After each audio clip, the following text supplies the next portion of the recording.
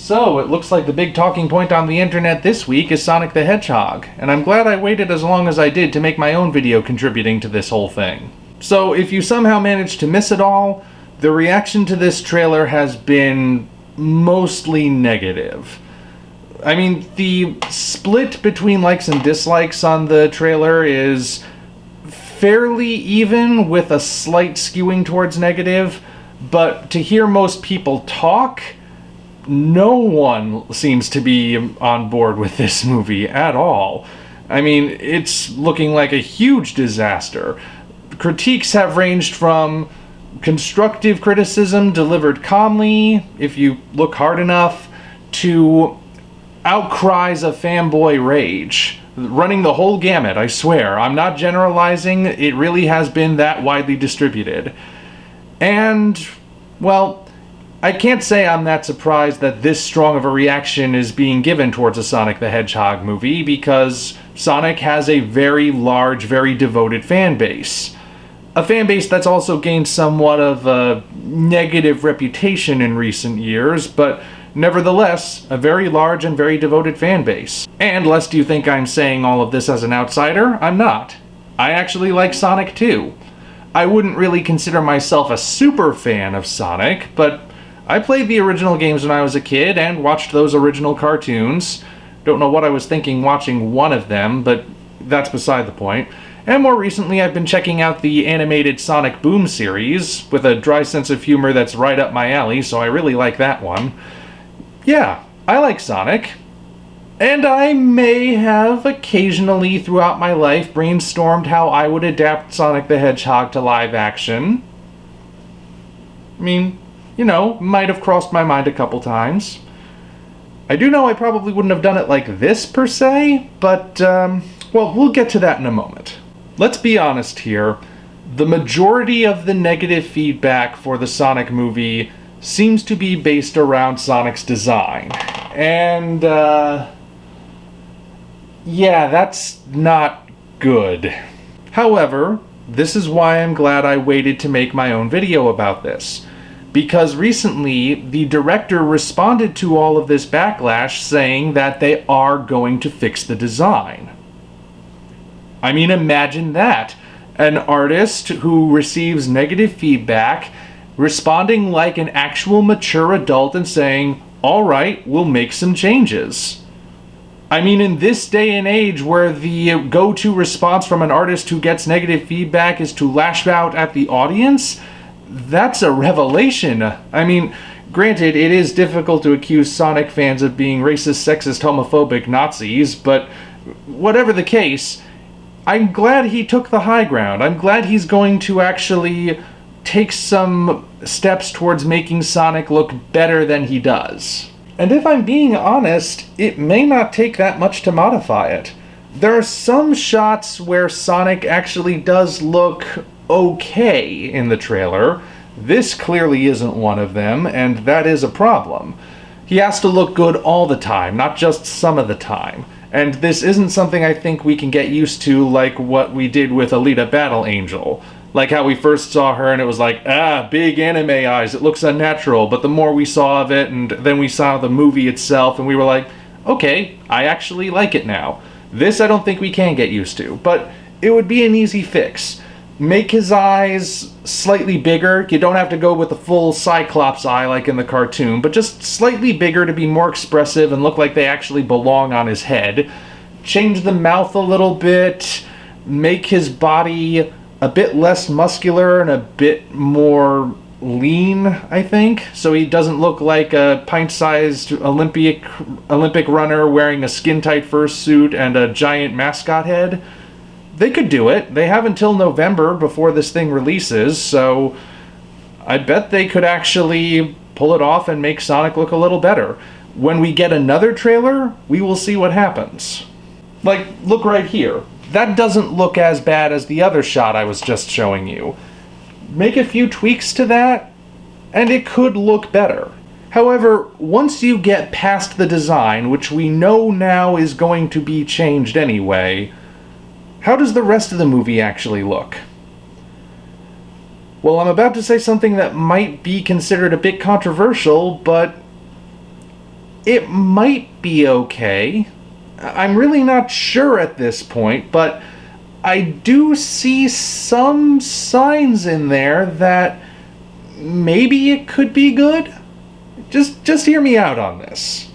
Okay, so the primary thing that's fueling my skepticism about this movie would be that it looks like it just might adhere to the same plot we always see when you've got a live-action movie named after a funny animal character, whether it's Garfield or Alvin and the Chipmunks or the Smurfs. I know the Smurfs aren't animals, but it still follows that same formula, where the title character is kind of sidelined within his own story to focus on the middle-aged human guy who can't get his life together, but after going on a wacky adventure with this crazy animal sidekick, he will finally be where he needs to be, and he'll get the girl and live happily ever after. If I had to guess, I would say they're probably sticking to that formula based on what this trailer shows us. Maybe not strictly, there's clearly going to be a bit more action in it, but it still looks like that might be the case, and it does have me concerned. Well, concerned might be a strong word for it, but it does have me thinking maybe the movie is going to be that kind of generic thing. Same stuff we've seen before, with slightly more action, as if it were taken right out of a video game. Yet at the same time, there's stuff in here that looks like it could work. Like the people who were working on it actually understood what they were doing and what they were working with, and wanted to make the film as good as it could possibly be, and as true to Sonic as it could possibly be. Put aside the design. Again, we're not talking about the design anymore. We know that's not permanent. In terms of the personality and the voice, I believe that's Sonic. I've got to be honest. He's got the attitude. He's got the charisma. He's got the confidence that borders on arrogance depending on the scene. And again, the voice fits him perfectly. With a slightly different design, I do believe that would be a good interpretation of Sonic. Like, this is actually Sonic the Hedgehog put in this movie. I mean, heck, they found a way to take this right out of the game and give it context within the movie. That requires at least some effort put into it. And then, of course, there is Jim Carrey as Dr. Robotnik. And that is what we're calling him in this movie. According to IMDb, it's Robotnik, not Eggman. And I was surprised to see that Jim Carrey was in this. I admit I haven't been following the movie this closely, so when he stepped out and he had the crazy mustache, I was like, wait, Jim Carrey's playing Robotnik? Really? Didn't expect that. And then I actually see him doing stuff, and even people who don't seem to all that enthused about this movie agree that he's actually seems to be doing quite a good job. Let's be honest here. Robotnik has always been sort of a sillier, zanier, eccentric kind of villain. Sure, he can be a threat, and in Sonic Sat AM they did their best to make him as menacing as he could be, but most of the time when we see him, he is, for all intents and purposes, a cartoon villain. And if there is one human being alive in Hollywood today who I trust to be the live-action embodiment of a cartoon character, by Jove, it's Jim Carrey. The Mask is all the proof I need of that. 20 years and counting, and it's still a classic. It still shows what Jim Carrey is really capable of when he's putting his all into it. And I don't know how much he's putting in here, but it sure seems like he's not phoning it in. I know he's been going through some weird stuff in real life. I mean, I don't know what's going on with him behind the scenes, but on camera, he sure seems like he's making a good Robotnik. Of course, this seems like it's going to be sort of a Robotnik origin in its own right, and I doubt he'll be going full Robotnik until the end, but even then, I mean, he looks the part. And I'll be perfectly honest, if I see more evidence that the focus is going to primarily be on Sonic versus Robotnik in this movie, I might go see it in theaters. I mean, like I said, I brainstormed my own ways of thinking how I would have done a Sonic movie if I were in charge. And I probably wouldn't have done it this way because it does look like it's playing to those kind of generic cliches we see in these kinds of movies. But at the same time, I do see evidence that maybe they're going the next step. They're trying to bring a bit more of what makes Sonic the Hedgehog work into this movie. It's possible. I don't know. We've only got the one trailer to go on at this point, but I think the next couple trailers we get will be a better indicator of what direction this movie is going. And if it looks like the focus is going to be where it should be, then maybe I'll give this movie a shot.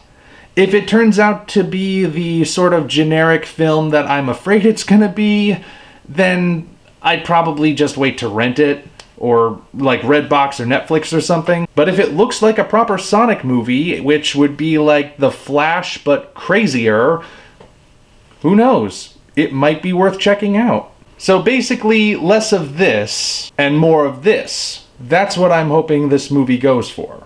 Is that what we'll get? I don't know. But the director's already had a better response than most people in his position give when faced with negative backlash, so maybe there is hope. But that's just my own perspective. I have a feeling I know what all of your perspectives will be, but nevertheless, you're free to leave your thoughts on the Sonic the Hedgehog trailer in the comments section below, as always. So until such time as we meet again, this is the Omni Viewer, signing off. If you enjoyed this video, be sure to like it, as well as subscribe to the channel for more content of a similar nature. Also, check the description for links to our Twitter, DeviantArt, and Patreon pages, as well as the Amazon link for the novel Operation Red Dragon: The Daikaiju Wars Part 1, penned by yours truly. Thank you all, and we appreciate your support.